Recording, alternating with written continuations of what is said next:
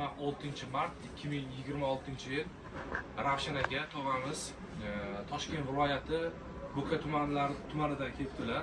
Tog'a salomatliklar, kayfiyatlaringiz yaxshimi? Rahmat. Allohga shukr. Dehqonchiliklar mana mavsum boshlandi. Ancha inshaalloh bayramlar o'tkazdik. Bu tog'amiz bilan birinchi hamkorligimiz qaysi urug'dan boshlangan? Bodring. Avanti berganmiz.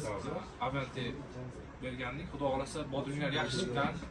O'zini yaxshi effekt berdi. Mana bugun Xudo xolasa pomidorga kelibdilar, Lajayinga.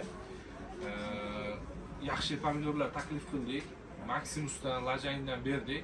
Boshqa dehqonlarimizga ham taklif qilamiz. Endi Xudo xolasa asosiy dehqonlar ko'p ekishda katta maydonlarga hali davom etmoqda. Bizda ko'p turdagi urug'lar bor. Pomidor, makka jo'xori ayniqsa aziz Instagramda kuzatib borayotgan do'stlar, nomerlarni qoldiramiz. Yaxshi makka urug'larimiz ham bor. Aloqaga chiqsanglar bo'ladi. O'zingiz fikringiz bo'lsa kameraga aytsangiz yaxshi bo'lardi, Ravshan aka. Dehqonlarga tavsiya qilamiz, yaxshi do'kon. Bir marta oldik, yaxshi chiqdi, sinovdan o'tdi. Mana yana keldik. Ishini barobarni bersin bularga ham. Bizni dehqonchiligimizni barakasini bersin. Urug'lar yaxshi chiqsa, hammamiz xursand bo'lib yuraylik.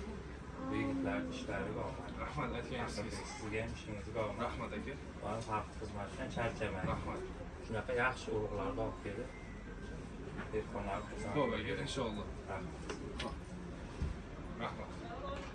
Hurmatli aziz fermer va dehqonlar, har bitta videoni ko'rganingizda kanalimizga obuna bo'ling va like va podpisatsiyaga bosib qo'ying.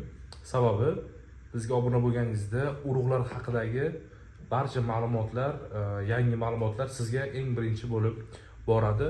Oks Agroda qoling.